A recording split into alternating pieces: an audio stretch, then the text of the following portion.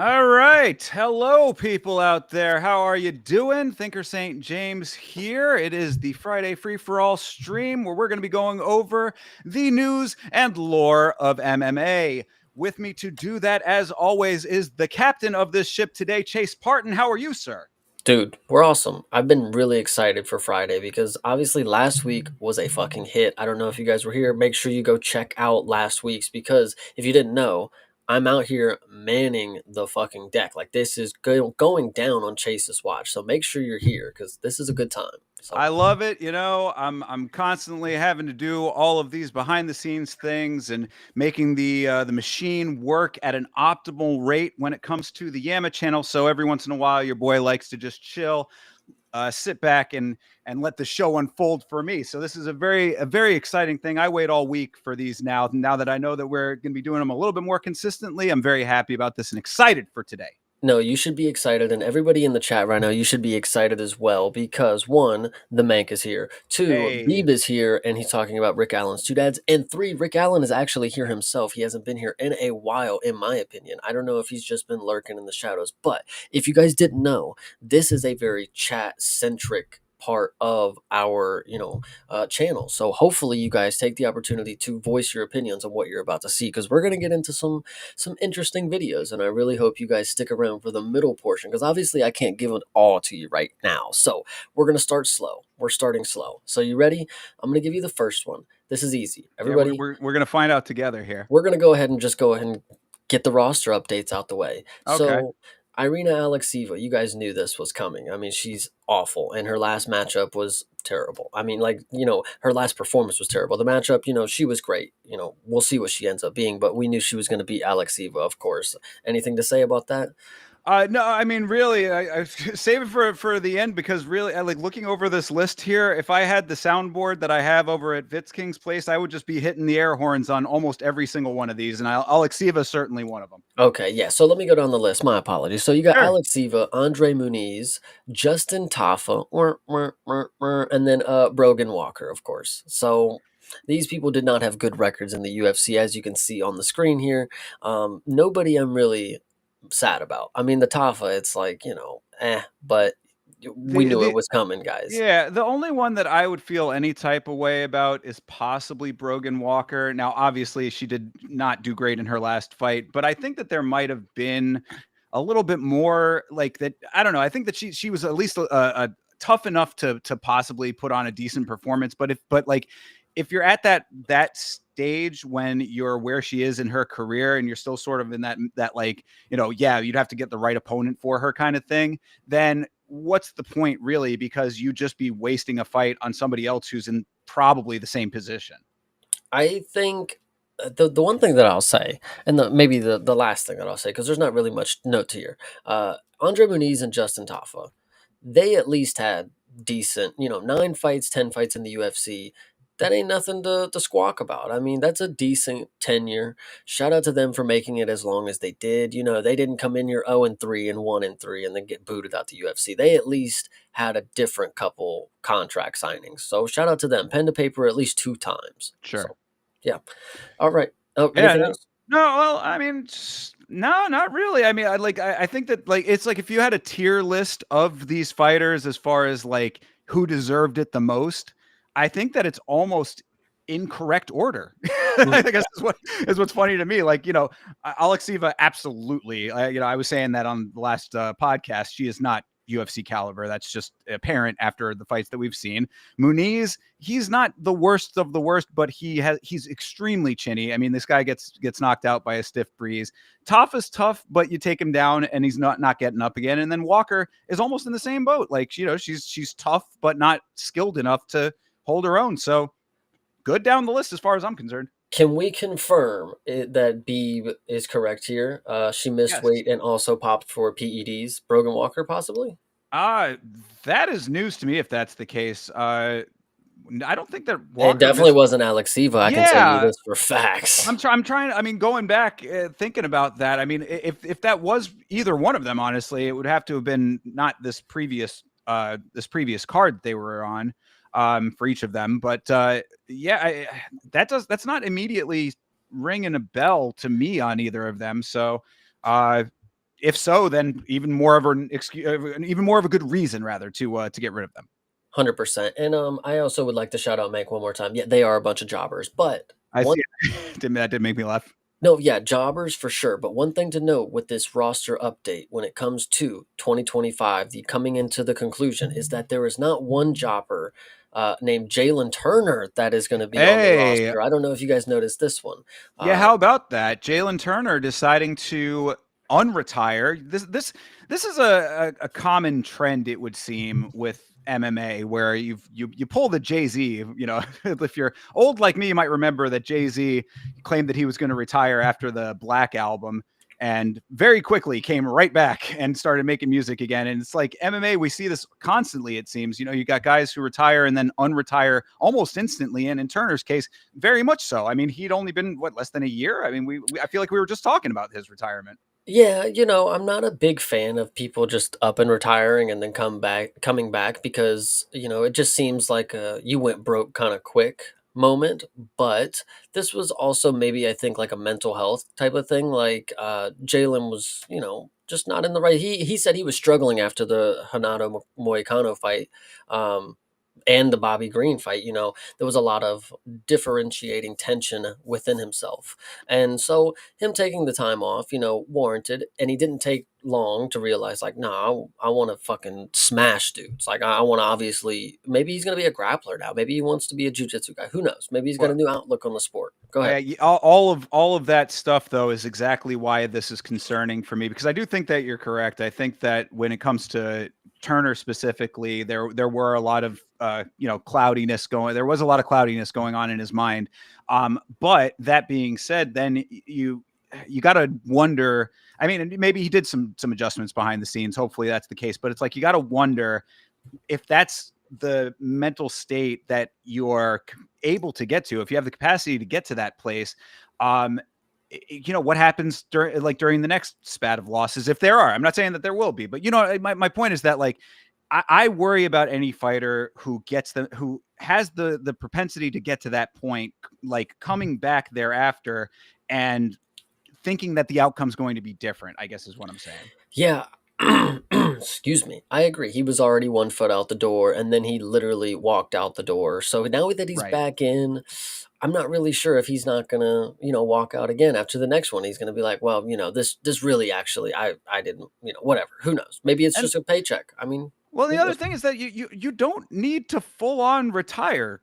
Like, especially when you're in Turner's position, like if it was like these are the things when it comes to the mental conflict aspect of it that is concerning to me, because it's like, you basically, like, you could have just taken some time off, but instead you said, I'm done. Threw your hands Yeah. up of it and said, no more, man. It's too much, blah, blah, blah. And then over time, it's like, you're sitting around and it's like, okay, well, no, man. I mean, I am that guy. I am that, you're like hyping yourself up. It's like, you could, like, there are different ways to handle it that might have been healthier if you wanted to come back and fight again. And I don't know. It just seems like a misstep of navigation and signals that there might be some remaining difficulties going on behind the scenes. Yeah, I definitely would not be betting on a line that has Jalen Turner in it because of these factors, of course. Yeah, obviously it depends on who he's going to be coming back and fighting. What's the booking going to look like? If they want to throw him a bit of a softball to get him back in the swing of things, that's fine. I would suspect that the organization goes the exact opposite way and says, you should retire. Okay, well, you want to come back? Yeah, we'll see about that, and just throw him to the wolves. But we'll see. We'll see what that looks like. Yeah, that's probably possible. I definitely don't doubt it. But, either way, I wanted to bring this one up. I know this happened kind of towards the end of the week, I believe, but this went along with the roster update. So we wanted to throw this one in at the beginning. What happened at the beginning of the week, though, this was like the first thing after we did the Friday fight, fun time, whatever the hell do we want to call this thing, the free for all.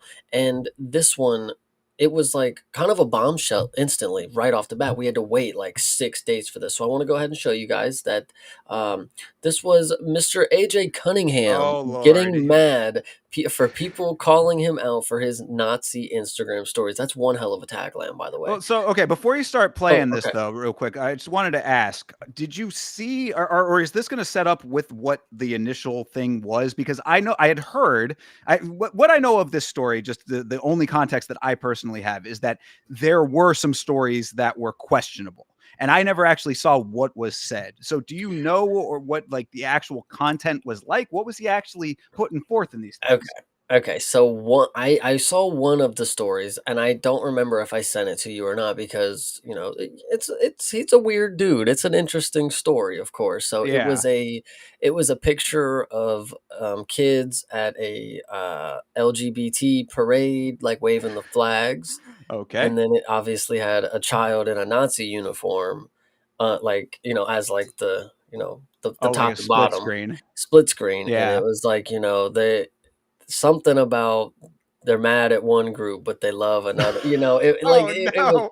yeah. So it was something along those lines. So Don't I guess quote that me my on. question then and the answer that you just kind of gave there is that it actually did go over into because this is the tricky thing with these kinds of stories in general is that it's like there's this weird line that is walked with certain political individuals and how they portray politics and then how it's perceived. It's like, sometimes you could be saying something that's slightly edgy, but then it crosses the line a little bit for some people. And it's like, is it actually that like, is it actually as bad as you are portraying it to be? That sounded like it was. Dude, well, and then yes, that one was really funny. I also want to note really funny thing. Look at this comment from Makayev, but Makayev is bad guy. He fought in the lobby. That's a really funny comment right there. But anyway, Nice so it was whataboutism there. basically the the stories look like this basically. The sun Okay. will set only to rise again, and then obviously he's got a fucking swastika, like just straight up. Oh yeah, Yeah, I didn't notice that at first. I didn't notice that at first until, but and I did then not notice that either. That's great because I'm looking at it and I'm like, I mean, the stuff that he's saying in the text is not that bad. I mean, it sounds. Oh, but yeah, no, there's a massive yeah, where and I guess on I-70, this is just some place in some part of Heartland America over here with a big yeah. swastika on the mountain. So basically, the text is kind of resemblance of the shit that he be saying. I don't know. I'm not really gonna read too much into it, but Sure, then yeah. the way that he combats the masses for being like, yo, why are you being a not like why are you being this way? Like why can't you just keep it to yourself? Like, maybe don't tell us or show us swastikas. Like, I and mean, yeah, then you'd hope first that he would not feel this way to begin with, that he would true. be, of an elevated mindset. But if you are going to feel that Yes. way, If you are, just go ahead and keep it to yourself. Just, right. but either way, so this is his response. Let me see. I might have to Imagine this. You walk up on me. Man, I don't like what you be posting on your story, man. Man. Maced. Maced. As soon as you get maced, door check. Come out. What about my story, bitch? What about my story, bitch? Pistol whip. Pistol whip. Pistol whip. Pistol whip. Stomp on the head. Pistol whip.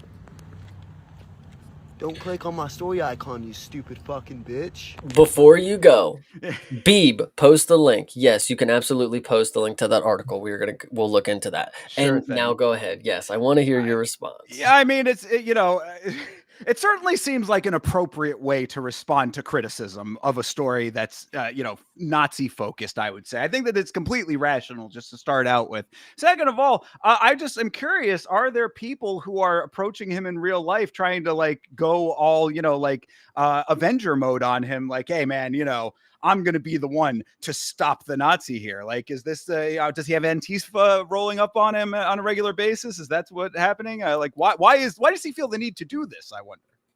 I really don't know. Maybe he just I genuinely, I mean, obviously, because he feels this way is the easy answer. He does this because he genuinely feels this way. This is also maybe this is what they call a defense mechanism, everybody. This is a guy who maybe doesn't play nice with people and knows he's not going to have many friends, even if he did have them. So he plays the racist character so he doesn't have to have friends, so he can just be alone, you know? Yeah, I That's just mean, what I think out of this, to be well, fair. okay. So the one thing that I think is important to know about this guy AJ Cunningham here is that he has a very like traumatic backstory. He's another person that might, I just recently posted that video about Stuart Nickel and his Good video, upbringing. everybody. Appreciate that. Yeah, if you haven't seen it, go check that out. But crazy upbringing for Stuart Nickel in an interesting part of the world. He has a very traumatic upbringing as well, AJ Cunningham. It involves a lot of very very negative psychological abuse and physical abuse, all kinds of sort of details that I'll save if I do make the video, whatever. We don't need to get into all of them here, but my point is that it comes from a very dark place. But his father, who was the perpetrator of a lot of this, also held Nazi sympathetic beliefs. He was like a white supremacist. So you'd think that a person like that would be doing everything that they can to distance themselves from that type of mentality, if that's where the abuse was coming from. Unfortunately, it seems that he's leaning right into the same abusive mentality that hurt him to begin with.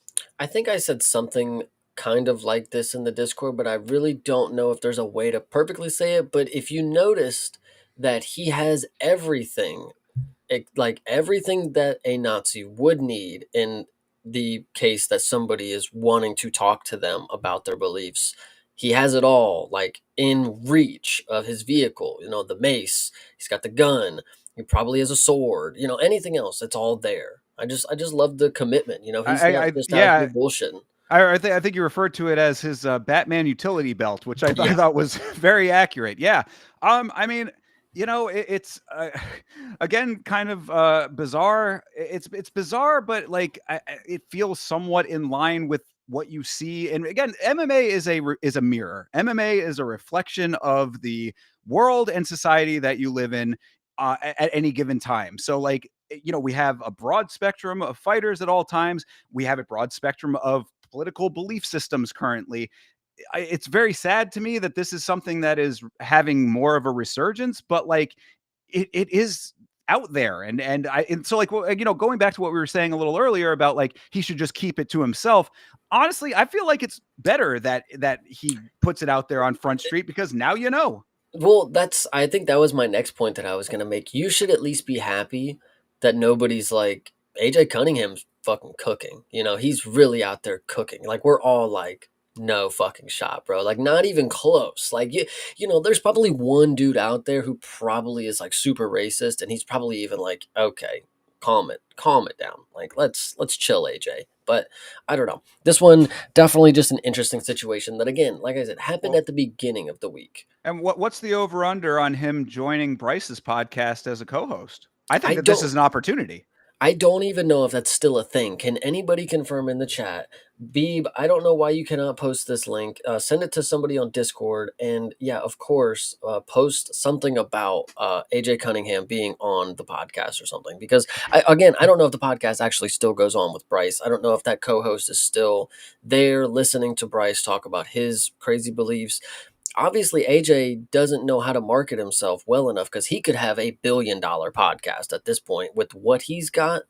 Dude, he could make a killing. Him and Bryce together is like, that's a dynamic duo right there with this, because it's interesting to me, because like we heard about this, but like Bryce's situation blew up a little bit even beyond MMA. I mean, this was before we were doing this show specifically, but like I don't know if you had seen that, like the ADL, the Anti-Defamation League, had made Bryce Mitchell their like anti-Semite of the month or something like that. Nice. It was like, yeah, it was a little, again, on the nose, but I mean, AJ Cunningham under the radar while Bryce was getting all of the shine. Bryce was on the Jackson podcast because of it. You know what I mean? Like, so I'm just saying, if you're going to go full in, he's a teammate of Bryce's, if I'm not mistaken. So it's like, you're already right there. Like if you're going to go this route, like, bro, take it up to the top. Like, go as far as the ceiling will let you have, being this.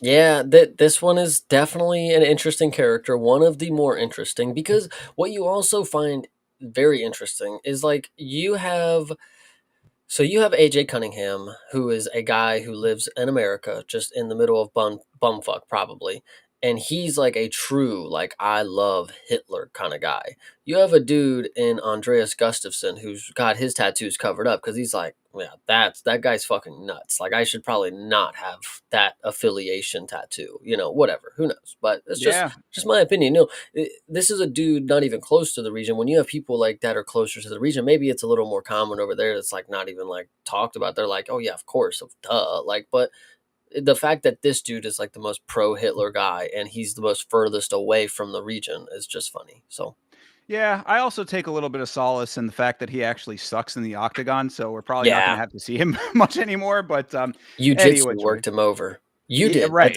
Hey, listen, you did it. You guys, you did it. All of you. We worked him indeed. over. And yeah, shout out to Hydra coming in. Of course, I wanted to throw this up here. He's like Strickland, but never met Chris Curtis. That made me laugh. That's a Uh, pretty good one. Also, just like the real world, it's a very small amount of people who believe it, but I only know them for being insane. Huge shock, he's not a champion. That last part is pretty good. Huge yeah, shock, not a champion. sure. B, damn, no Discord. Well, we got a couple other links in there, but we'll figure it out. You got to figure it out, Beeb. Somebody help Beebs. Hydra can't find Bryce's podcast on YouTube. Yeah, exactly. I don't think it's. I think it's I think over. it's on Rumble. I think that if it's going to be anywhere, I think it's on Rumble, and that makes perfect sense. Yeah. Also, shout out to Didgery Dave coming in too. Appreciate you, brother. Thank you very much for the alley oop when it came to that article for Stort Nickel. That helped out greatly and was very interesting. And if you were asking who this handsome fella is, this is the second greatest Nazi in America right now. Bryce still holds the fucking crown right now. He literally said, I would love to go fishing with Adolf Hitler. But either I way, was gonna say, I mean, who do you think would catch the bigger fish? Is the big question. well, speaking of bigger fish and fish to fry, what I want you Hmm. guys to know about this next story is that this one is unfortunately sad. This is a crazy ad that's playing right now. I don't. This is not what this is about. When you guys see the video playing, Uh-oh. just listen. Look at the tagline, not the video. All right. UFC Hall of Famer BJ Penn ordered to take mental health evaluation. Okay, so this Yes. is an article letting everybody know this is not a Josh Van article, but it is great that we can have him playing here for a second while we talk about BJ Shout Penn. out to the potential BJ champ. Penn has been legally ordered to undergo a mental health assessment to determine his fitness level of penal responsibility of ongoing criminal court cases. So, what do you think about that? Yeah, I mean, this is an ongoing unfortunate situation when it comes to BJ Penn. This is one that has been brewing for longer than you would think. I mean, a lot of people are only now becoming aware of BJ Penn's mental problems because of these this more bizarre spat of recent legal troubles that he's gotten into. But if you recall from a number of years ago now, I mean, BJ Penn was out there getting knocked out by bouncers outside of strip clubs. I mean, it's been building with BJ for a while. There's been a lot of speculation about drug and alcohol abuse with BJ Penn. So I'm very sympathetic because BJ Penn is a legend of this sport and a person who I think is someone to be admired for his natural abilities when it comes to combat sports. However, it's conflicting considering that I've heard a lot of negative things about him as a person, and then the stuff that's going on seems to be building on top of the details of that. So it's hard here. This is unfortunately one that I listen. I don't talk about it too much when it comes to like the OGs and who I really respect in this sport. But like BJ Penn really is like one of the greats that I truly think stands the test of time. Like this dude, he was so good, and he really didn't give a shit about being great. Like he was just that good, and it just sucks that he's going through what this is, and this is unfortunately happening to not just him but other ex-fighters and a lot of people in this world who are going through things that in their career where they take traumatic head damage. Like he's just really going through it, and there's no really real way that he's going to get better, I don't think. I That, mean, I don't know how that that's the works, but really tough thing. Well, I mean, first of all, it needs to be I'm glad that this is happening in a way because really I think that he needs to be assessed to find out exactly what the problem is and what it stems from. And then B, I think that he just needs time away from his environment. That would really, I think, be very helpful to him, because what I was going to say is that I feel terrible for his family. I mean, like, a lot of times when it comes to situations with drug and alcohol abuse, whatever, like there's a lot of different variations of it, of course, but like a lot of times you're watching a person degrade and hurt themselves. Their families are kind of innocent bystanders, but when it comes to BJ Penn specifically here, this is falling a lot on his family. I mean, his mother has been a constant source of his aggression, or the aim of his aggression, I should say. So I mean, like, he's been like thinking that she's a doppelganger, and that, like, there's all kinds of people out to get him, and that there's conspiracies, all this kind of stuff. And the people who are getting hurt the most are his family, it seems. To be fair, and I'm not trying to listen,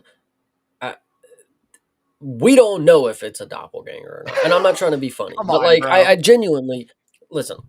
I'm one of these people who knows what's going on in this world. I'm not trying to be a conspiracy theorist, but like, what if we lock this dude away and he's right? What if 50, 20 more years down the line, he's sitting in a box that's very padded, and people are like, we got him. We got BJ Penn right where we want him. We knew we were going to do this all along. This is what happens to our greats in the sport. They just, man, I don't know. The conspiracies run wild. That's all I'm saying. The team that have put this doppelganger in place are all just toasting with champagne. Like, we did it, y'all. We did it, boys. But in BJ's mind, like, that, I think I speak a good point. It's like, if that's what he's genuinely believing, maybe we do need the assessment. Maybe you got to get some help done. Like, I would believe I need some work done if I think the world is out to get me, Truman Show style, like, I don't know. That's the point, right? Yeah, no, of course. I mean, this is that he's gotten to the point of being so far gone that it's real to him, and that's very, I mean, that's very dangerous. And what, as kind of what I was alluding to, it's like it to me would seem like, I talked about this on a Yama episode a while back. Like, it seems like it's a number of factors all converging to be the problem. It's the drug and alcohol potential use there. That's speculation, but I have heard a number of stories in that vein.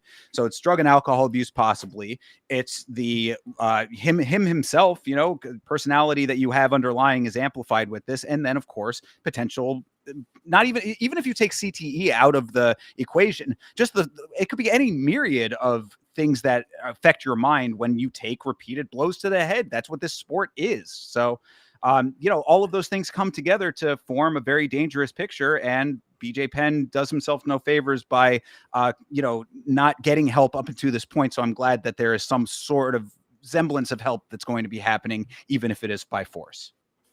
No, and I think I didn't want to say what I believed it to be, because obviously I'm not a doctor and I don't know, but there was definitely some things that BJ Penn himself was like recording and narrating in some of these scenes, and it was just like, Hydra's making schizophrenic hallucinations and delusions brought out or worsened by brain damage or drug abuse. Like, that honestly sounds very accurate to what I believed I was watching. Like, I'm watching a guy who's just so far gone that, like, in a form, like, if you've ever seen people with dementia, like, it's not the same, but it's like, it's just a different person's just emerging and they're just drifting away slowly. Like, I don't know. It's just interesting. Yeah. And one last thing I did want to say about this too, like, because I mean, you're talking about brain damage and drug abuse. I mean, yeah, the two together, you know what I mean? It's like, it's a deadly combo by itself, and then again, any one of those three things that I had mentioned by themselves are dangerous. You put them all together, very dangerous. But then also, there had been a lot of speculation regarding this situation that, like, BJ Penn has like enablers around him as well. He has like a couple of like orbiter people. Damn doppelgangers. They're sending out enabler doppelgangers as well.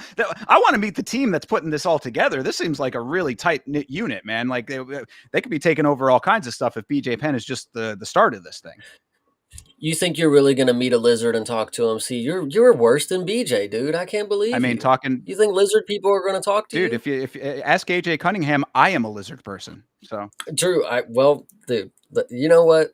Listen, this is unfortunately a sad story, but I think BJ Penn, I do wish all the best, because this is genuinely like somebody that I will say is like one of the greatest UFC fighters of all time. Yeah. Like, this dude is fucking No, awesome. yeah, I mean, and look, regardless, I don't care if he's a legend of the sport or if he, he's a complete nobody. I mean, just like get right, bro. It's this kind of thing again is not only affecting him. I'm very much a live and let live kind of person. So it's like, if you want to, to ruin yourself, that is your right to do so. But you are also, by extension, ruining a lot of other people. It's the islands, bro. They have huge families. Like his family is a massive number of people that are all being affected by this. His daughters, his mother, uncles and other relatives. I mean, like those communities are very tight knit, and when these kinds of things crop up, you're taking a toll on a lot of people. Plus, the islands already have a large meth problem out there. I'm not saying that that's in this case exactly what it is. I'm just saying that the two things together cannot be good coinciding with each other. So it's like you're already in a position and a location that has a lot of problems to begin with. You're adding your own problems. You're creating negativity on top of negativity. Yeah, and I think that's really the best thing that I can say here is just hopefully this is going to lead to the answers or the crucial steps to the beginning process of getting things better with what's going on here. And shout out again, Josh Van, love to see you on the screen, man. You were obviously here doing a great big monumental piece for us. We didn't get to hear you, but it was great to see you talk. Appreciate it. But we're going Nice on to pivot. the next big story. This Yes. one is you're going to maybe, hopefully, I don't know. I mean, I think I know how you're going to feel about this one, but it is just very interesting that one, we're about to show something from a Rampage Jackson stream. I don't Oh, know great. why we're getting into this, but this is something that showed up on there. Let's do it. Look at that ass right in front of you. Huh? Look at in front of you, like behind you. Yeah. To the side, she's got a fucking Let me see. bar box. You gotta see it though. Oh, yeah. Oh, my God, yeah. Oh, that one. I got to tell you, you didn't know I'm live streaming? No. What the fuck, man? We live. I thought you knew. We've been live the whole time. Really? Yeah. I'm a streamer now. I'm not a fighter no more.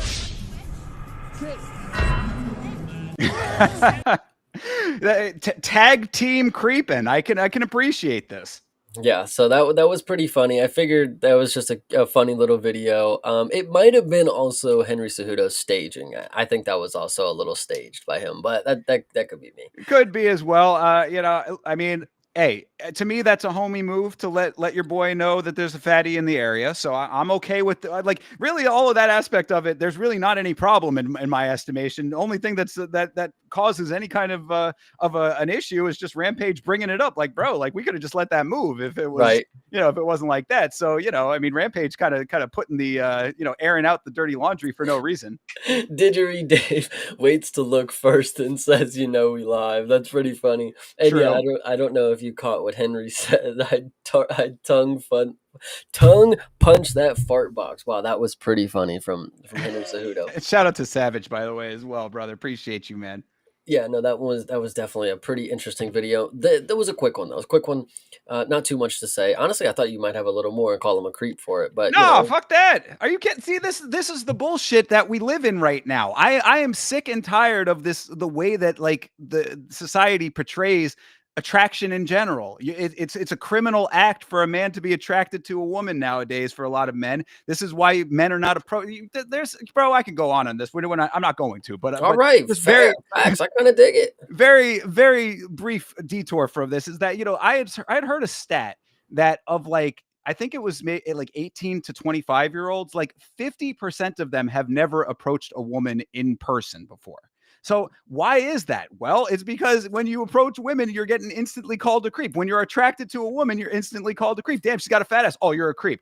Brother, she's got a fatty and I'm appreciating it. I'm sorry that that's the case, but I'm not sorry. I think you're making fair points, but I also think those are fake stats. I can't believe, I truly cannot believe there are people out there who are like 30-year-old, like, yeah, I'm not gonna like bro. People, but like this was from outside of like this. This definitely is not in the MMA world that I heard from that. You know what I'm saying? Yeah, like, that was something coming from elsewhere. Could it be fake? Maybe, but I mean, I'm not that. I believe it, bro. I believe it. I mean, everybody's online, everybody's on apps.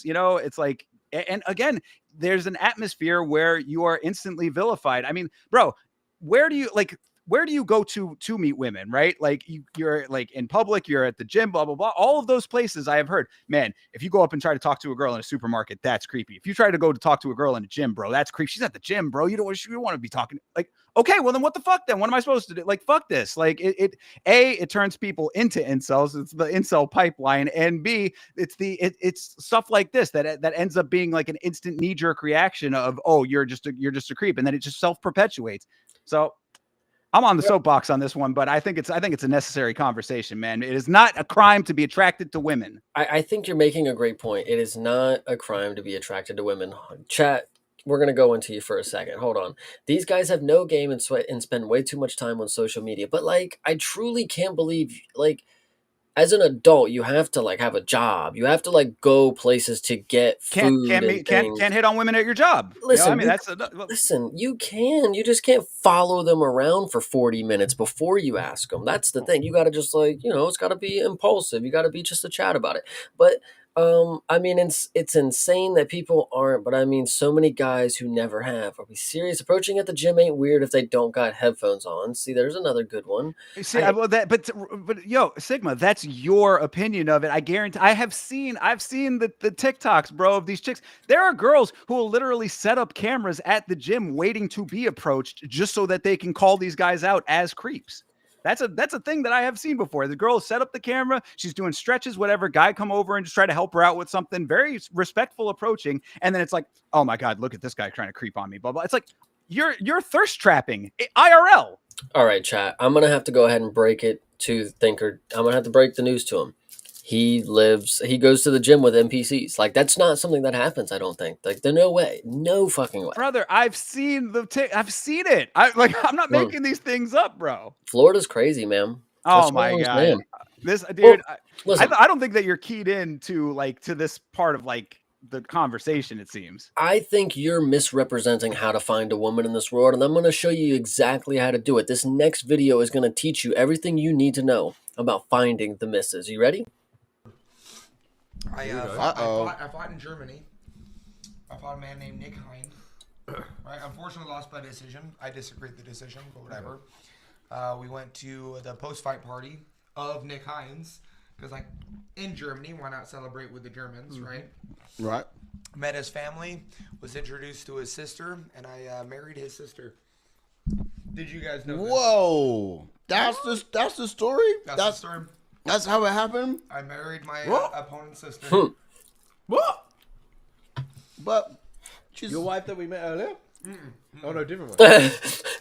Round two is definitely a far better than round one. Oh, I see. I'm with you. Right, I was gonna say, but she's American. Where's the German in it? But okay. No.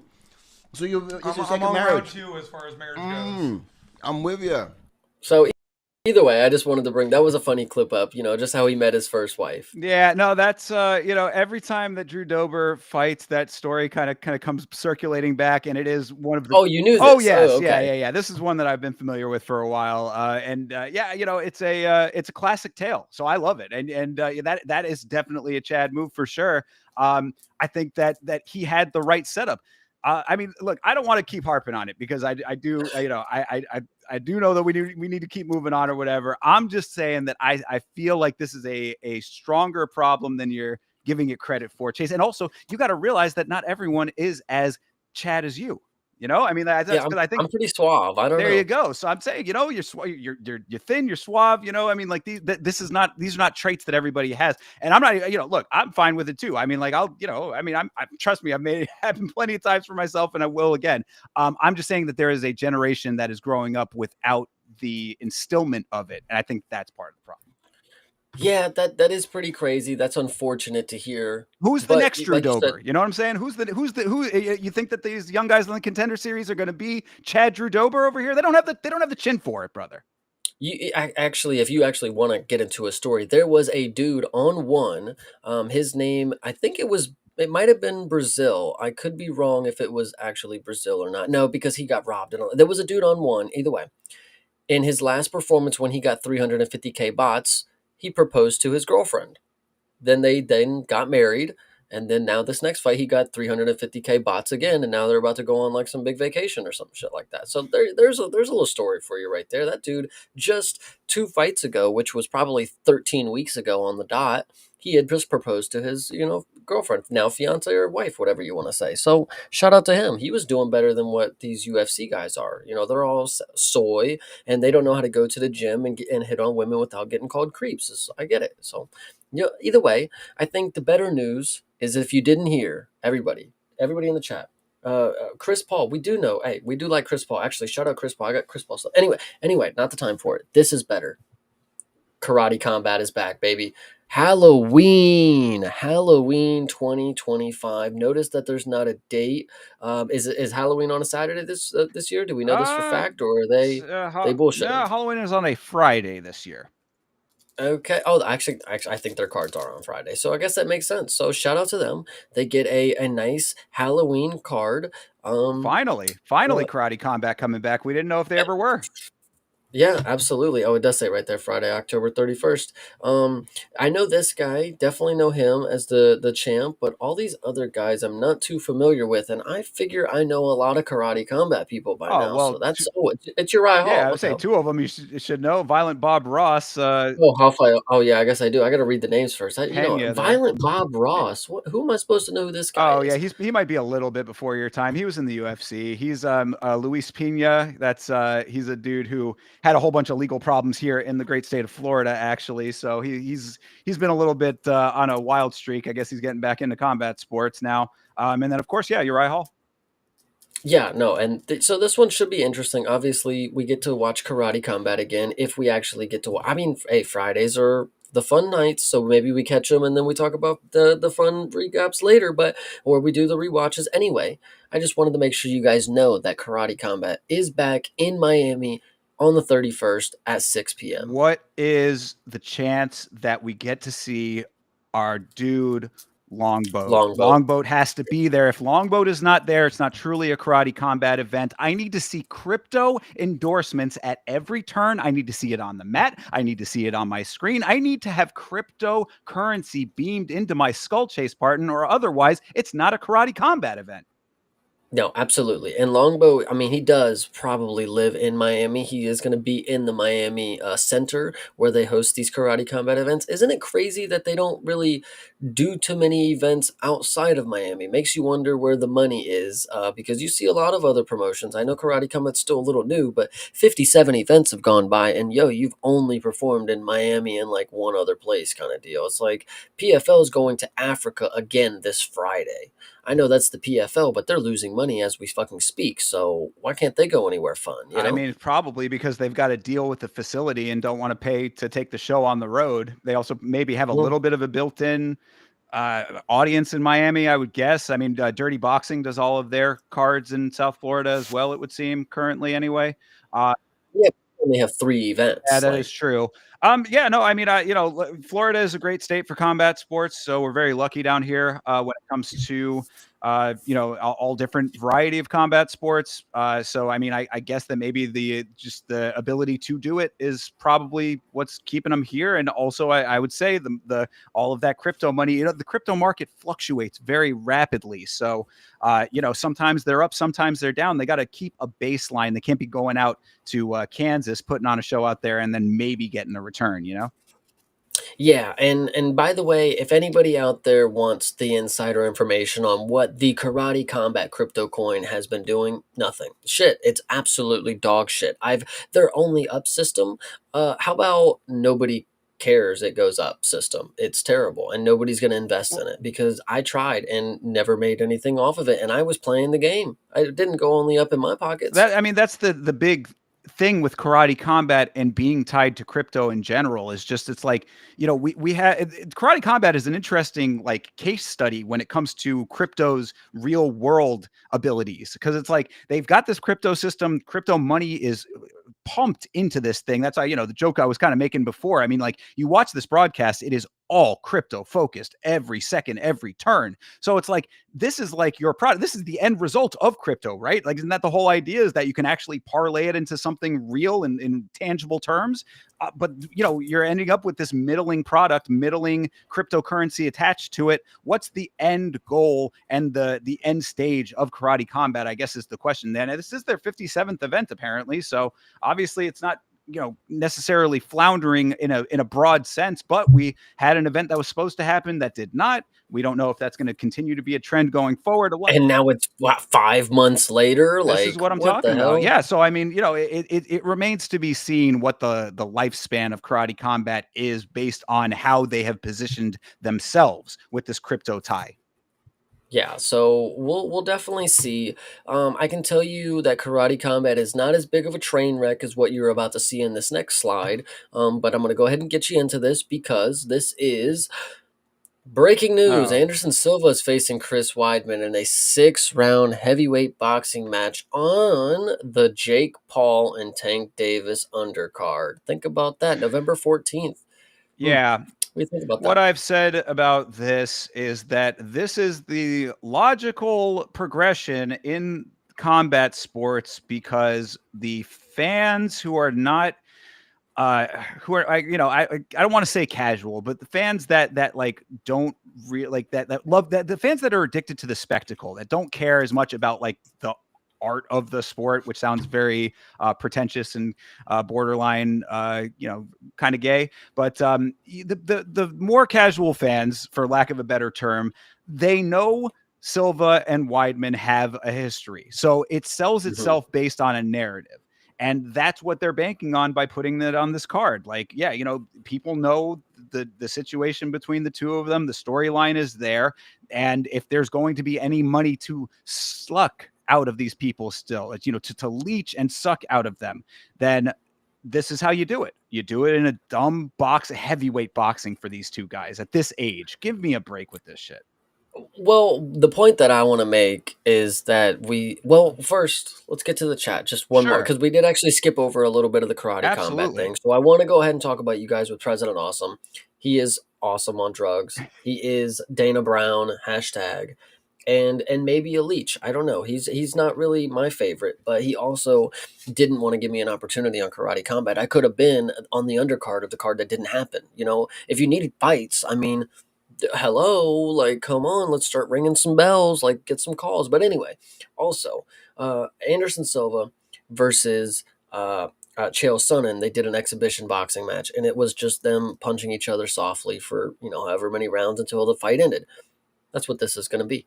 That's exactly what this is. I mean, I don't know how many times Lucy has to set the football up for the fan base when it comes to these types of fights in general. What was Jake Paul versus Mike Tyson? Exactly what you just described. What are half of Jake Paul's fights against aged, out of prime, past their prime fighters? It's that. Like, these fights are just spectacle with no payoff, and we continuously seem to be falling for this trap over and over and over again. Now, when it comes to Paul versus Tank Davis, that's a little bit of a different story, because of course Tank is more prime. I mean, he's a great boxer, and obviously there's a lot of factors that go into that, with Paul being so much huger than him. But I like the idea that this fight would be anything aside from what you just described is like, what are you expecting out of it? And like, are you going to be upset when you get exactly what you should be getting? Yeah, people are going to watch it. Everybody's going to tune in for this, specifically for this Jake Paul part of it. But the Anderson Silva and Chris Weidman portion, people may or may not. I mean, the people like us, if they're actually going to tune into this boxing thing, I probably will not. They'll actually tune in for this fight, and they're going to hate it. But yeah, I'm definitely not going to be one to say that this is going to be. I mean, nobody in their life is going to say this is like a battle of the greats or something, or like this is like a historic matchup, a rematch. Like, no, nobody cares when it comes to boxing. This is just what you get when there is a sellable storyline. That's all that this is. I mean, look, they do have one of the craziest storylines in all of mixed martial arts. That's undisputable, in my opinion. The fact that the leg break happened to both of them, and then Weidman being the person to dethrone Silva in a broad sense, like, I understand the sellability of the storyline with them. It is certainly there, but to think that this fight at this time is going to be anything actually of value in a combat sense, you're selling yourself. You're really just you're setting yourself up for dramatic failure if you are looking at this and thinking, man, I can't wait to be entertained by this. Yeah, no, this is going to be super ass. I mean, if you've ever thought to yourself, man, I'm going to be entertained by a Chris Weidman matchup, you've mistakenly been led down a fucking false road, because this is going to be terrible. This is going to be so boring. One, Anderson Silva may or may not be a good boxer at this age, but like he's also not, he actually, you can tell that he still has some wits about him from when he still used to fight, because he's a very high IQ type of fighter. He's at the time of his career where he knows, I'm done taking major fucking damage. I'm not going to go in here into a boxing match and actually try to take his head off and let him try to take my head off. We're just going to go in here and spar. I mean, that's all it's going to be. Yeah, no, I mean, and that's smart on his end. Yeah, well, and also, I mean, I think that hopefully that coincides with an understanding that even if his mentals were as sharp as they were when he was in his prime, his body is physically not going to be able to keep up with what his brain wants him to do. That is a fact of life at where he is at in his timeline. So, go out there, dance around a little bit. It's only 6 rounds. It's going to be, at least thankfully, mercifully somewhat short in boxing terms. So, you sit through it, you watch him dance around, you watch him tap up Chris Weidman a little bit. He's probably going to still be a little bit faster than Chris, I would think. And since there are going to be no kicks, there's no danger of the legs being a problem. No eye pokes. Yeah, no eye pokes. Exactly. So, you watch these two guys do a little bit of ballet for you. Listen, Hydra makes a great point. Perfect summary of boxing. If you expect to be entertained, prepare to be disappointed. Yeah, boxing in general. I mean, it's not just this match. It's not just this matchup. It's not just the Tank Davis and the Jake Paul size parody, whatever. Boxing is just dead. Like, it's just so dead, like disco. Nobody cares too much. Dana, I mean, he started the whole boxing league, so maybe he knows more than me, but he also started a slap boxing league. So, no, I don't know. The comparison to disco specifically is actually wiser than you would even think, because much like disco, there is still an adamant fan base for it, and that's fine. Go enjoy your disco if that's what you like. But for fans of like actual combat with an entertainment value, I think that it has been lapped. Just like disco got lapped by other musical styles when it was more fatty or whatever. Like, boxing used to be the only way you could see combat in a broad capacity. I mean, maybe there was kickboxing and maybe there was Muay Thai in Thailand, but if we're talking about the lineage of combat sports in general, boxing was your access to watching people engage in a combat situation forever. MMA came around, the whole landscape got blown out of proportion. See, you know what's funny? Rolly's Chihuahua made like he made a joke, obviously. Maybe Muslim Salikov can save boxing. And when you say things like that, it just makes me say, like, go ahead and put put it on the screen. You're rolling through them kind of quick, so yeah, it makes me say it's a shame that that's like something somebody would say, because Muslim Salikov has so much more to offer. If you put big old gloves on him and don't let him kick, you literally have just taken away such a like creative striker. Like, and when it comes to boxing, like, that's how limiting you are to these fucking people. Like, you could take a Conor McGregor, and then when you put him in the boxing ring, all he is a fucking puncher. He does so much more than that, and he's very well capable. But in a sport where you're only using 2 weapons out of the 8 limbs, whatever, art of the 8 limbs, whatever it is in Muay Thai, what the hell is up with boxing with 2 fucking pillow fucking fisted hands? It's just dead to me. Yeah, no, I posted, we talked about it on last week's fights at one point after the Canelo Crawford fight, whatever. I posted the clip of it because I really think it was a very accurate portrayal of how most combat sports or most MMA fans feel about boxing specifically. It just feels lacking when you know what the human body is capable of when you let it go completely. Right. When you see MMA and you understand it, it's like hard to go back to boxing unless it was just like something you grew up on and you like understand that you watch it for a specific reason, not like, because just thinking boxing is better than MMA. Listen, I know it's all subjective, but it's just like it's a limiting viewpoint of being like, of watching boxing and not understanding how many more strikes can be created when you use more than just your fists. Yeah. I don't know. It's just great. And defensively too. There's so many different things. Like as humans, this is the art of martial arts. It's not just, again, one form of boxing. It's just crazy. Yeah, no, absolutely. And so now you have two people here in this fight specifically who are well past prime, not able to use their full range of weapons and couldn't even if they wanted to, who are going to be dancing around for you. So just enjoy some bachata. Dude, Hydra is hilarious. Watching boxing feels like actually driving the speed limit. Like it's oh man, Hydra's the best. Appreciate you, brother. It's just true. Yeah, it truly is hell. But speaking of boxing, we'll move into this next topic because obviously it's still going to keep going around boxing. You guys can keep talking about these old farts that are about to fucking go on. But I want you guys to understand that I don't necessarily know what this is. So Thinker's going to have a moment to yap. Okay.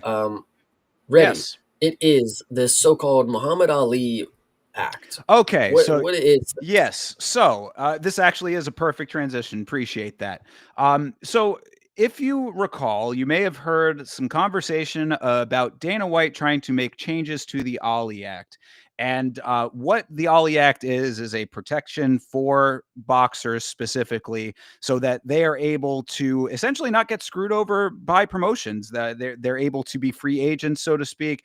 It's a structuring of the sport that allows for greater flexibility and freedom for the fighters. Okay, so that's a very basic description of the Ali Act.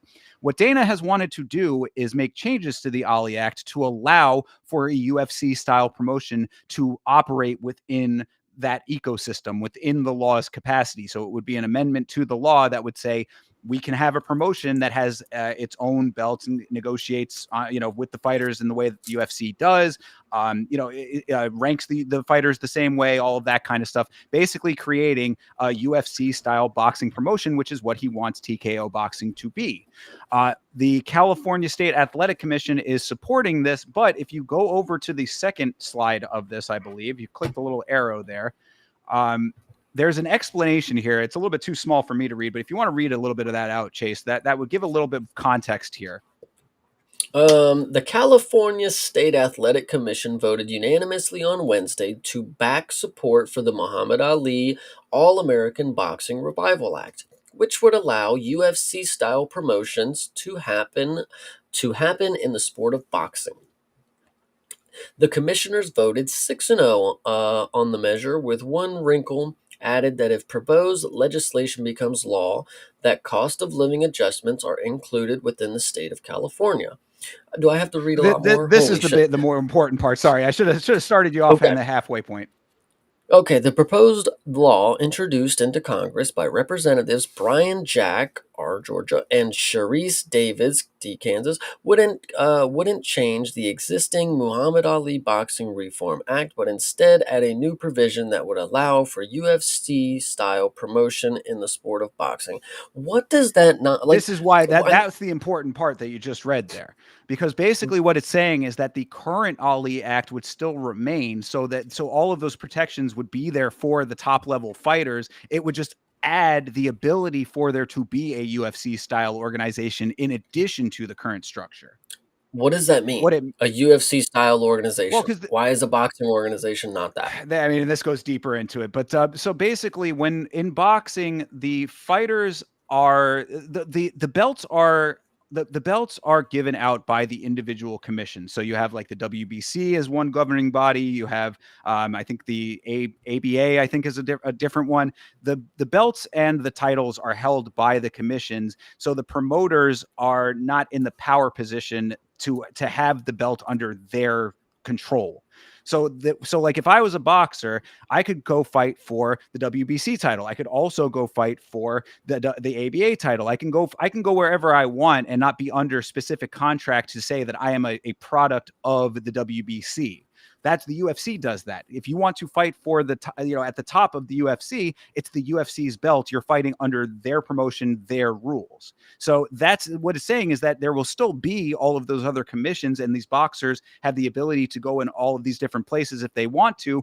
But if you want to be under the UFC's control or the TKO Boxing's control because of this, then you have the ability to operate in that system as well. Yeah, and that's a very simplified okay. version of everything, but like that's the gist That of makes it. sense. I'm hearing you. That you actually did a good job explaining it to me. I get it So, now. I and get the it. real reason I wanted to bring that up is because now what Dana has been trying to sell this boxing thing on is almost as the Contender Series of boxing. That is something that he has said. So I'm trying to give a little bit more context to anybody who cares. Obviously, most of our fan base is MMA fans who don't care, but just in case you were interested, what they're trying to do is make it like the feeder system for boxing so that they can graduate champions or champion level fighters, and then those fighters can go off and become the next stars of boxing. I still think that it's a bad idea that will not go over well. The boxing world has been very resistant to everything that TKO has been doing, and Dana has been getting a lot of pushback personally because of it. But I'm just saying that this is an interesting development because now you have the UFC basically getting kind of what they want out of this, the TKO getting kind of what they want out of this, but it still might fail. Yeah, I'm with you on that. This one, I kind of understand what you're saying a lot more. So thank you for explaining it to me because this is going to be interesting with if whatever this actually means, whatever I read. Because listen, I spoke, but I don't know what it actually said.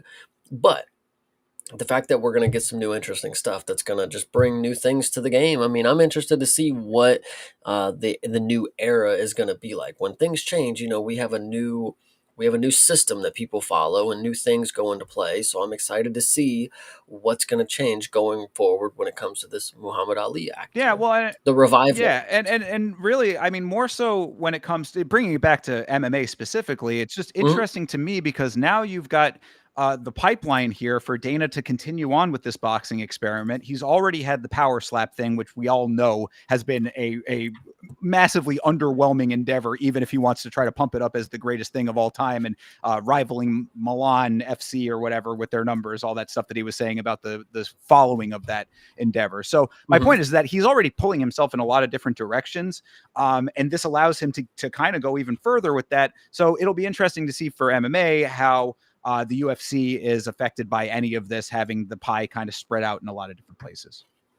100%. Yeah, no, this is an interesting story. The next story that I want to get into, speaking of laws, courtroom stuff, whatever legislation, whatever this shit is, the next story is something to do with a lot of that stuff. So we're going to get into it real quick. Sorry that it's in a Google Doc, everybody, but yes. This is former UFC fighter Sean McCorkle says he still hasn't been paid from the UFC antitrust suit. The quotes and whatever you want to say. But what do you think about this?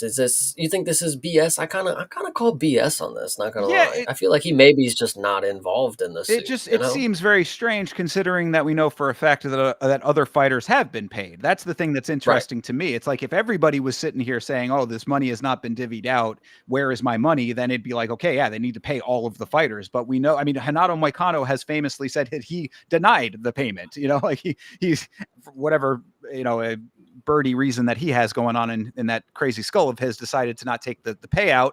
Okay, that's his choice to do so, but at least it was offered. For some reason, McCorkle here making a little bit of waves that seems for something that is only happening to him.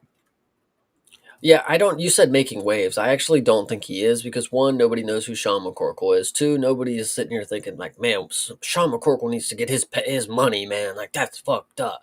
Nobody cares. That's the reason, though. Sorry, I didn't mean to cut you off. But that's the reason that I wanted to bring it up, though, is because if it is true, then there may be fighters who are not getting their just due from this lawsuit because of exactly what you're talking about there. Because they're not known names in the sport. This guy's got no major social media presence, this kind of thing. I mean, I'm not even 100% familiar with him being as long in the sport as I've been.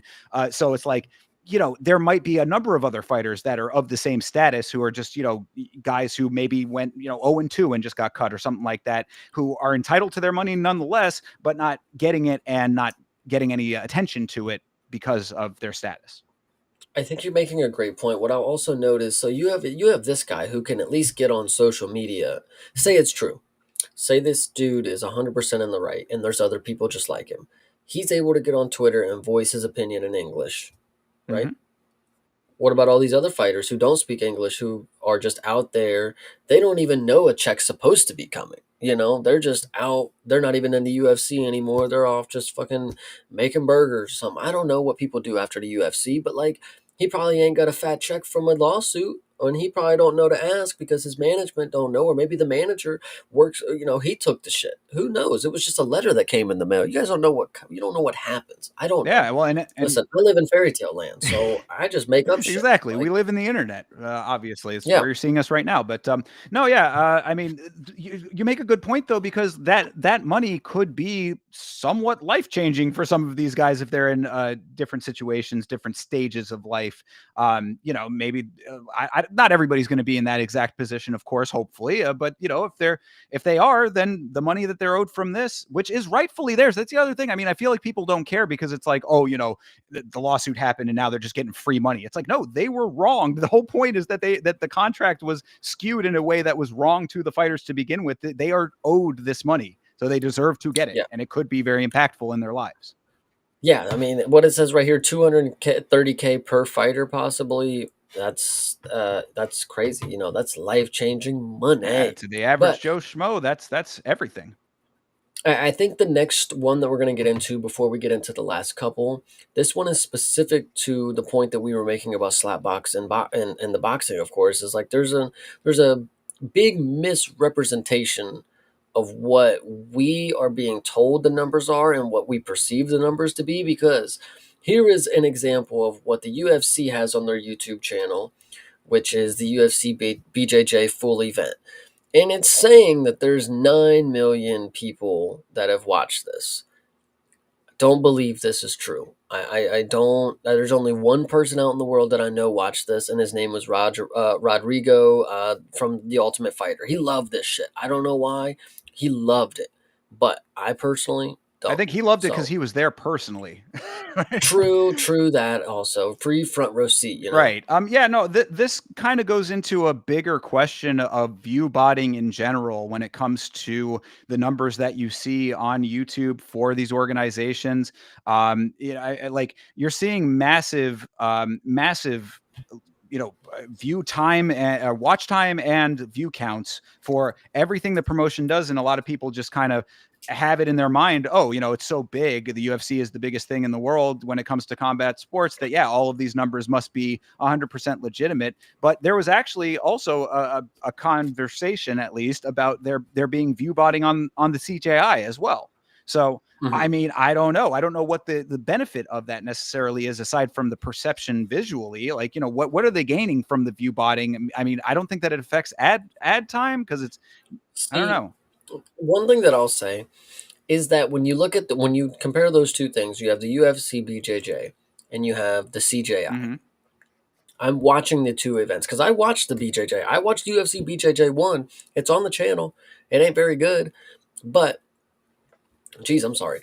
What I want to say is when you watch the CJI, in your mind, you could believe that 1 million people could be watching this. When you watch UFC BJJ, you don't believe 1 million people could be watching that. It's like there's just no fucking way. Like, there's just a difference. I don't know. At least the CJI, the numbers are believable. There's only 1K comments. Craig Jones did a video exposing them for view botting. Well, Craig Jones is a fucking Chad. That's why. And then he makes his own event that does millions of views. I'm an actual big fan of Craig Jones because I can tell you that ideas are hard to come by, and ideas are hard to make reality. Craig Jones was probably told for so fucking long, there's no way you're going to make your own BJJ event. Like, just no fucking way. You think you're going to be the biggest BJJ event ever? And I'm sure he was very confident. And look what he's doing now. Look what he's doing now. Oh, yeah. Look at me now. No, yeah, you know? absolutely. No, I'm also a big fan of Craig Jones, and I saw some other speculation that the view botting is potentially to combat the CJI. that's why I put that comment on screen, because I think that was what Craig was doing there, was kind of like saying that, you're trying to pump up your numbers to make this BJJ thing that you're doing look better than my thing over here. Well, I'm actually in the trenches. I'm out here like making it happen for myself.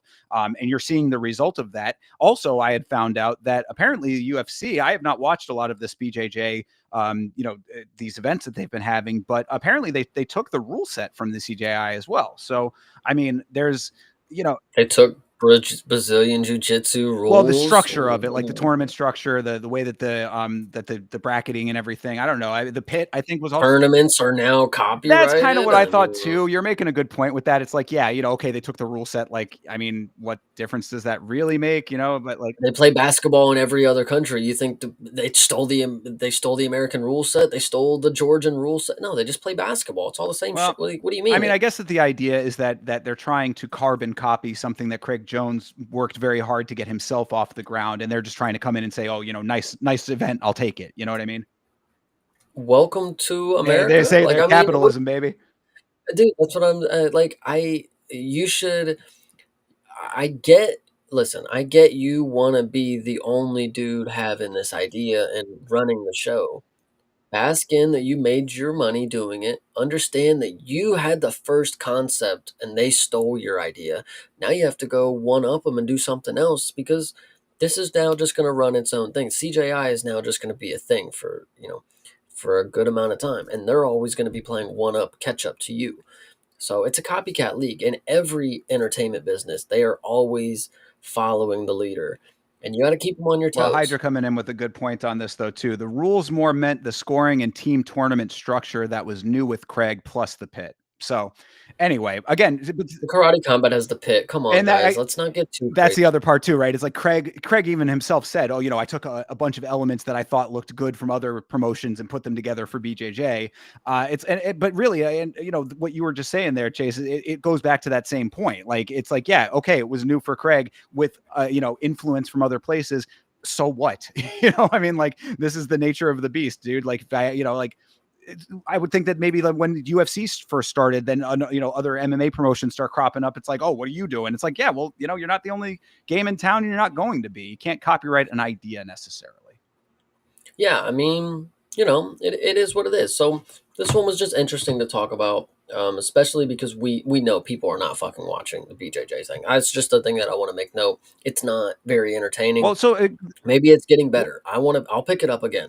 So then my question to you would be, and this of course is purely opinion and speculation, but what do you think the actual numbers would be for a common BJJ event for the UFC?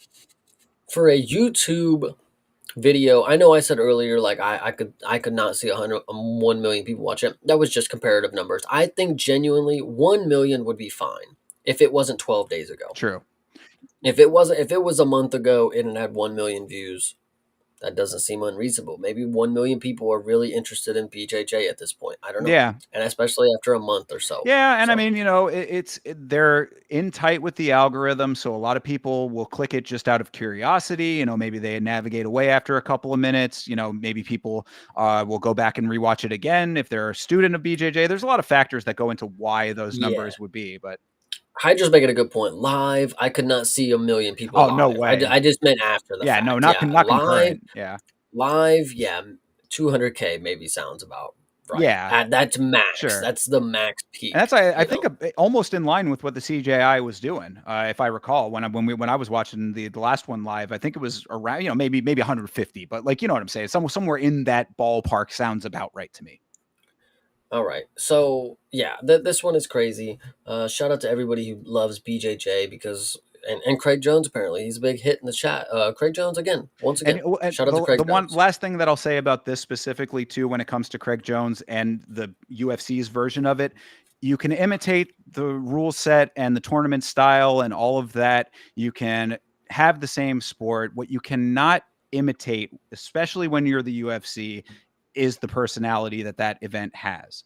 UFC is always going to be a little bit more buttoned up. I mean, now granted, there's still a lot of personality, of course, in the UFC, but it's not in the actual like the actual structure of like the presentation. Like you have individual characters in the UFC, but you've got your buttoned up commentators, you've got a very structured format to the way that the broadcast is presented. The CJI is what it is because it is fun. And that is something that I just don't think the UFC is ever going to truly be able to capture in the way that Craig Jones has.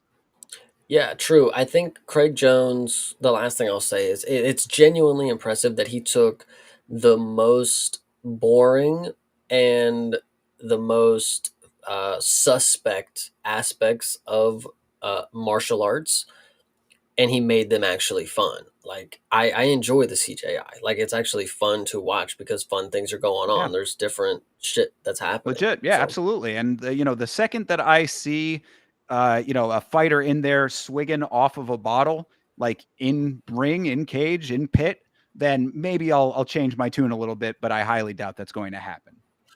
yeah, 100%. And so speaking of, well, this wasn't speaking of anything. No, I was trying to find it. I was trying to find a good segue, but there's really not a No good bridge. one. So we're just gonna, no bridge. We're just gonna roll into this next one. But this is going to be something that's going to be on every episode of this from now on, as long as we get the information. I mean, we normally are pretty good at it, good about it. So I want to just go ahead and let everybody know all 26 athletes scheduled to compete for UFC Vancouver tomorrow have made weight. Love it. We are ready to go. What a novel concept. Every fighter actually going in, being a professional and making weight, doing the bare minimum, you would think, in this sport just to get into the octagon. All of them have done it, and it seems like such a rare occurrence nowadays, but man, I am very happy to see it. So shout out to all of the fighters going up there to fight in Vancouver, including my buddy Cody Gibson, who I checked in with and wanted to let everybody know camp went well. So Cody's going to be at 100%.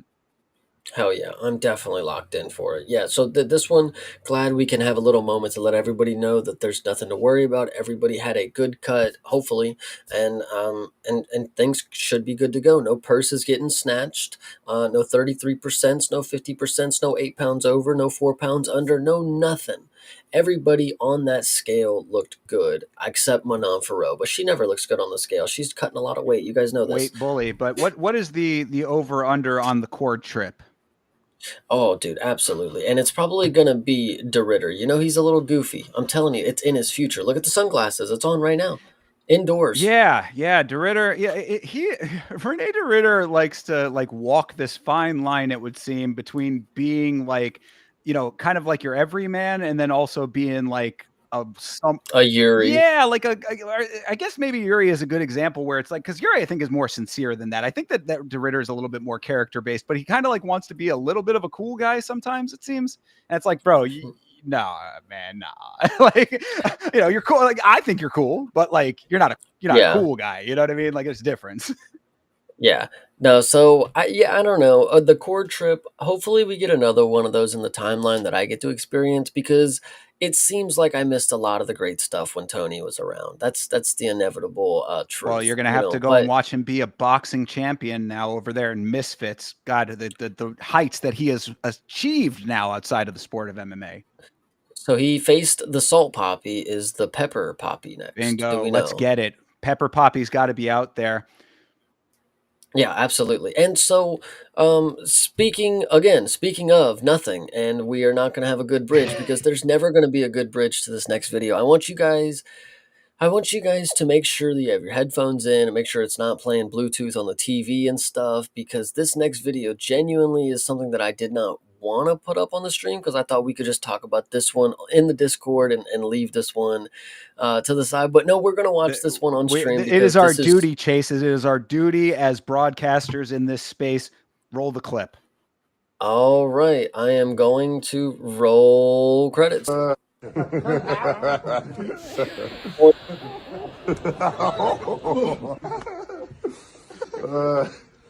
that video. This is... tell Hasbulla. This is... So, we won't watch it again, okay. But go ahead. Mike, this is my question, all right? Because it would not be... it would not be news. It would not be newsworthy if there was any logical explanation for it. I mean, now granted, I do understand that no reason boners do exist. There are, male anatomy. I get it. I'm one of those too.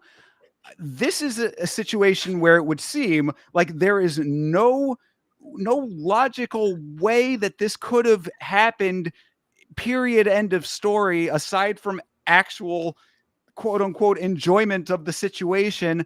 And I'm perplexed by it, Chase. I also listen, I don't. This video is weird. One, because obviously Jon Jones and what's happening, but I think anytime Hasbulla is in the video, especially this specific scenario, it's just fucking weird. It's just fucking weird because he's playing. Anytime these grown men are playing with Hasbulla as if he's a fucking child, it's just a little, as again, especially with what the video fucking gets to here. It's like, this is just weird. I don't know. I'm not a fan of because when Guru tweeted about this, obviously we got to see Guru tweet about this. I don't know if you saw the tweet. It was like, please tell me this is a fake clip of Jon Jones getting an erection while playing with Hasbulla. And I was like, surely this is an AI clip. Surely this is something of the AI clips. Right.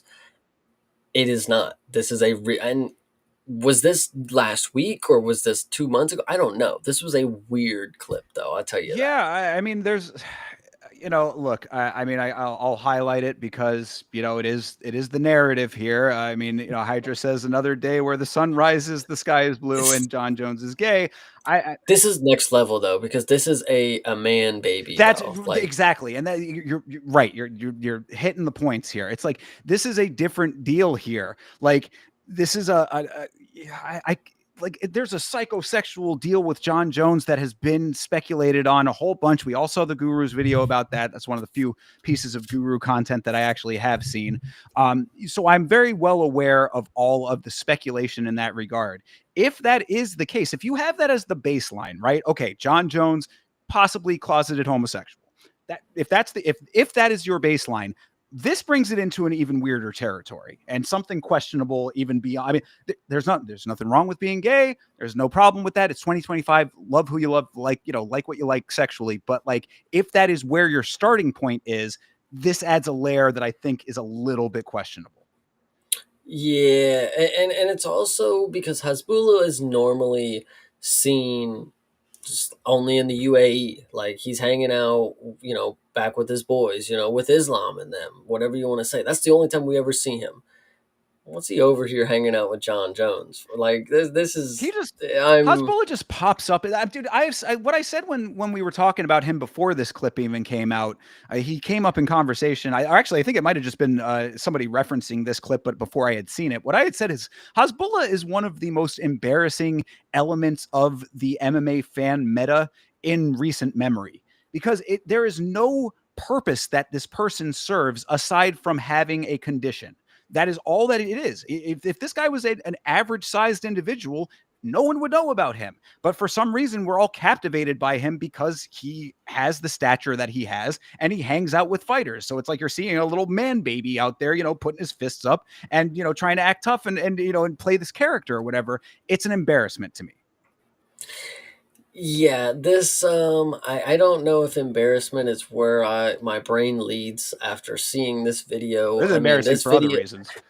It's just there's different words that I would say for what. Right. Like what questions bring to the mind after seeing something like this. But yeah, I think that was maybe where the last of the interesting news portions go for this week. Is there anything that I was missing? I just want to, and look, I don't want to get too deep into this, okay? But sorry, yeah. So Hydra says, will Hasbulla have to be ritually stoned to death for this? That's a little bit extreme, obviously. But what I will say, and again, not to bring the mood down, but that region of the world and the culture that Hasbulla and the people around him all ascribe to, there is a very big sexual repression that goes on in that culture, and it crops up in weird different ways. I've heard a lot of different versions of how that plays out. All I'm saying is that that might not be what comes of this, and God,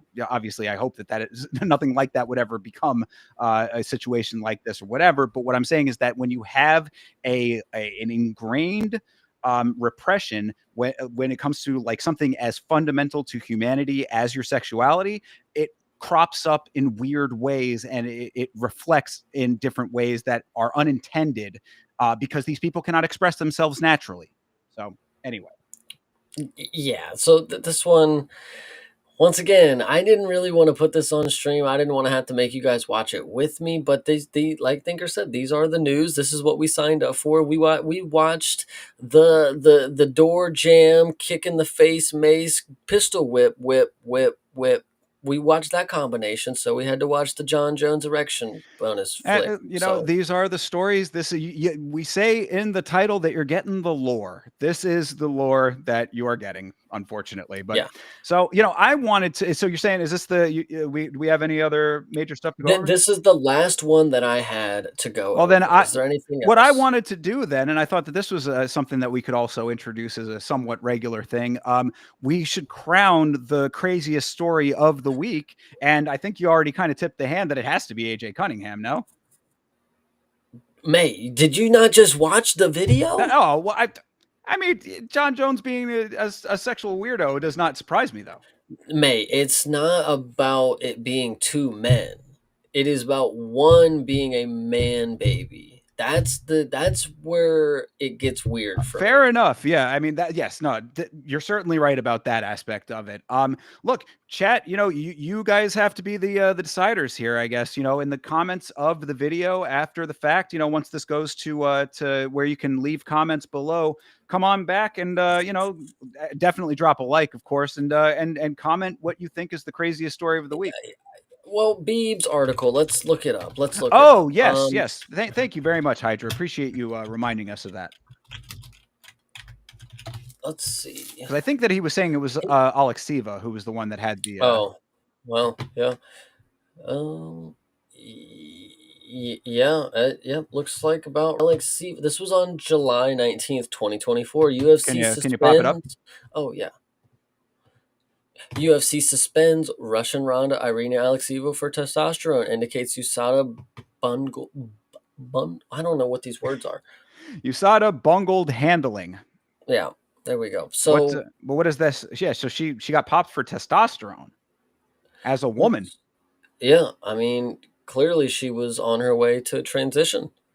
So, yeah, I mean, yeah, so Beeb was right all along. She already had a second chance in the UFC. But what was the story here, though? I mean, like, that I mean, yes, she got popped, but they were saying that USADA mishandled something, or I mean, it's hard. I know it's hard to go through it on the fly. I don't want to put you on the spot. But let's see. Handled in an unacceptable manner that resulted in layers of confusion. The positive drug test samples was collected 1 year ago, June 21st, 2023. Well, Jesus Christ. So she popped 4 years ago, or no, 2 years ago, whatever. Yeah, they just never did anything with it. They just they were holding on to the piss cup for a year. Alekseeva was eventually notified October 31st, but not before she competed against Melissa Mullins. Oh, so I think popped afterwards. No, so they just didn't tell her that she popped until after she lost the fight. Well, then that's definitely a bungling. So she popped a year ago, and then was cleared to fight, and I mean, like, I would think that you should be suspended and not able to fight if you pop. While CSAD was not the independent administrator of the UFC ADP during the above described time period, CSAD recognizes the importance of promptly reporting results on samples collected in the months and weeks leading up to a UFC event before the event takes place. The organization said Friday. CSAD also recognizes that positive results reported out more than 4 months after a sample was collected and where the athlete is allowed to compete in a UFC bout in the interim is unacceptable. So, I mean, that's a long way to basically say what Hydra's saying here. I think that they just really enjoyed the smell of that piss.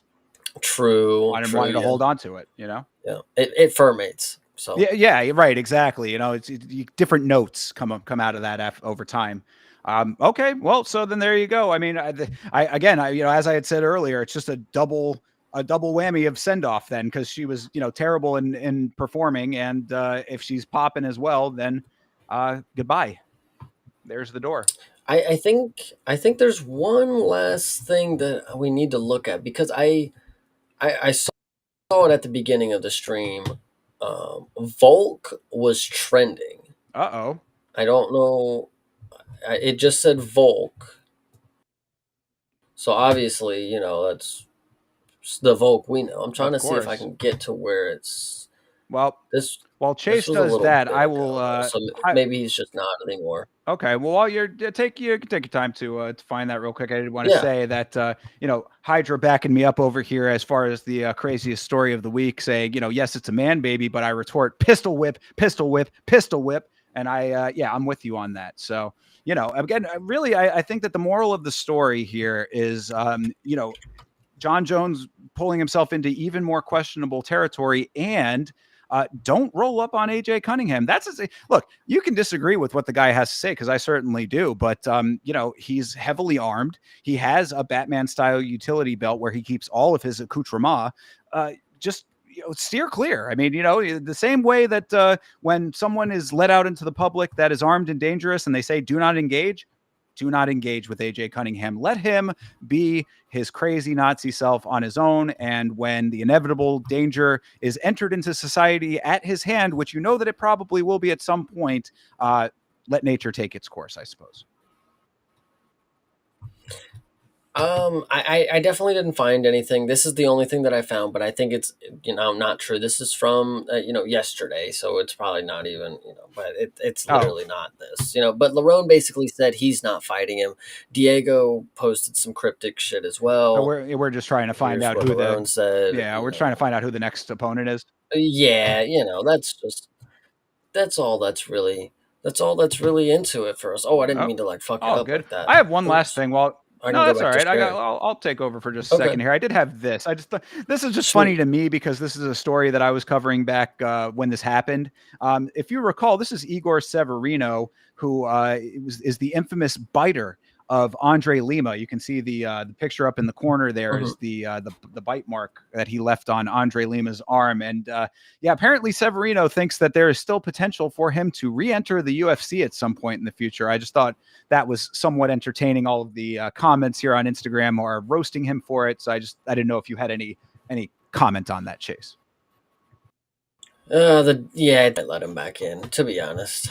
And then Makayev's probably going to sit underneath the Twitter chain and be like, oh, he can bite people, but I get one fight. I can't be in the UFC, So I think, whatever. Dana's Dana. Yeah, that's kind of the funny part to me too, is that's sort of where I was landing as well. I was like, yeah, it is goofy that this happened, and it is an odd narrative to carry with you outside. But if he's winning a bunch of fights, this is always, you got to remember, people, the sport is predicated on winning. If he is winning a lot of fights outside of the UFC, he comes in with a pre-built narrative. That's one of those things that I so clearly in my ears can hear Mego Levy saying, he is the person who has the infamous bite, and then they toss it over to Fitzgerald, and he's like, yes, of course, it was a turbulent time for him after the bite incident, but he's back, blah, blah, blah. So that's what I'm saying here. Yeah. No, I like that one. I definitely think he'll be back in the UFC, at least another Contender Series shot or something. Yeah, absolutely. And then that also, by extension, raises the same question that people had about Mr. Rajah Jackson when it comes to his MMA career. Because, now, I mean, that's obviously very, very different. But if the whole idea is to bring a narrative with you, that is certainly sellable. I guarantee you that there are going to be eyes on any promotion that guy is able to fight in after he serves whatever time he presumably is going to be getting now that he has pled guilty to his charges. What does that look like? Yeah, not to get too much into the Rajah Jackson thing again, but yeah, I don't know. I don't think it's even about selling a story for this, for Igor Severino. Like, who cares about the bite mark thing? I think he'll just get another shot because he's probably a decent fighter. Okay, hey, fair enough then. But yeah, that's all that I had aside from that. I mean, I think you covered most of the major points today. Yeah, I'm excited to, next week I should have a decent amount of more things to go over for Friday, and I'm excited. Hopefully we get to do that again. Indeed. Well, so then there you go. I guess that I mean, a little bit shorter this time, but you got everything that you needed in the hour and a half. So I think that really will do it for us on this episode of the Free for All. So thank you guys very much. Active chat today is extremely appreciated. Hydra, Savage, Didgeridoo Dave checking in earlier. I saw Saratobi in there. Didn't get a shout out to Saratobi. Shout out to Saratobi, who will be on this very show at some point coming up before Tom Aspinall's big fight with Cyril Gahn. So keep an eye out for a guest appearance by our homegirl, Saratobi. Appreciate all of you guys in the chat. Of course, everybody that I did not name, TJF, Beeb, all you dudes. You guys make this happen. You make it really great for us. So thank you very much for being here. And we will check in with you, of course, tomorrow as we are going to be watching the fights live. So we've got UFC Vancouver tomorrow. I will be live with the Vitz King and Chase. Where will you be for this event? Chase will be live streaming on UFC, not UFC. He will be streaming the UFC event on youtube.com/@CPSmalls. And of course, me and Rick Allen's two dads will be watching it together, if you guys didn't know. Making quite the quadruple there. Rick Allen, two dads, and Chase. We'll be watching it live, of course. There is a video out now on the Yama channel about Stuart Nickel and his interesting upbringing. If you are so inclined, check that video out. And I want to tease this because this is something that I'm going to try to make happen. If you are around on Sunday night, I might be doing the sneaky Sunday night stream, and it's going to be something that is a topic that is very close to my heart, to Chase's as well, and I'll just leave it at that for now as a tease. So okay, yeah, keep an eye out on Sunday for your boy. I might be live. Nice. I'm excited for that. Yeah, Sundays are pretty chill, so I'm excited to go watch some Thinker stream. I like that. Appreciate that. All right, guys. Well, that is going to do it for us tonight. Have a great rest of your night, and we will see you tomorrow night for the fights. Peace.